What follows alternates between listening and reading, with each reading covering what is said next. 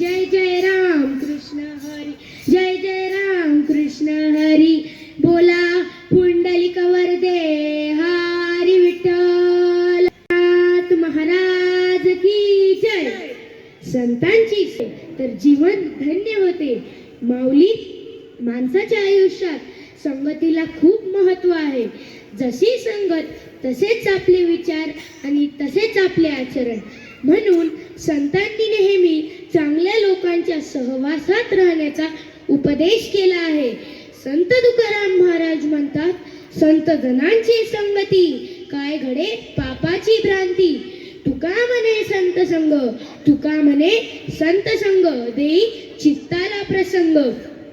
या अभंगातून तुकाराम महाराज सांगतात की संतांच्या सहवासात राहिल्यावर मनातील वाईट विचार नाहीसे होतात. संत आपल्याला योग्य मार्ग दाखवतात आणि आपले जीवन अधिक शांत समाधानी बनवतात. बोला पुंडलिक वरदे हरी विठ्ठल. संत नामदेव महाराज म्हणतात, संत भेटी लागे जीवा आनंद दाटे चहू बाजूआ. संतांची भेट झाली की आपले मन आनंदाने भरून जाते. तसेच संत एकनाथ महाराज म्हणतात, संतांची संगत धरावी, संतांची संगत धरावी तेने पालटावी. संत संगतीमुळे मनुष्याचा स्वभाव चांगल्या दिशेने बदलतो. संत तुकाराम, संत एकनाथ, संत नामदेव यांनी आपल्या अभंगातून समाजाला प्रेम, एकता आणि भक्तीचा मार्ग दाखवला. संत संघामुळे आपले मन शुद्ध होते आणि जीवनाला खरा अर्थ मिळतो. लोखंडाला जर चुंबकाचा स्पर्श झाला तर तेही आकर्षित करू लागते. त्याचप्रमाणे संतांच्या सहवासात राहिल्यावर आपल्यातही चांगले गुण येतात. माऊली, आजच्या धावपळीच्या जीवनात माणूस तणाव, चिंता, स्पर्धा यामध्ये अडकला आहे. पैसा, पद, प्रतिष्ठा मिळवताना आपण मनशांती हरवून बसतो. अशा वेळी संतांचे विचार आपल्याला थांबून आत्मपरीक्षण करायला शिकवतात.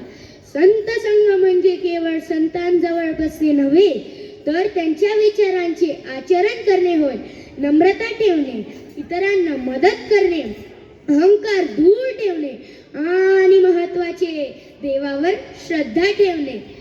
आजच्या काळातील संत म्हणजे केवळ धार्मिक व्यक्ती नव्हे, तर प्रेम, करुणा आणि सत्याचा मार्ग दाखवणारे मार्गदर्शक आपले माता, पिता, गुरुजन आणि आपले ज्येष्ठ होय.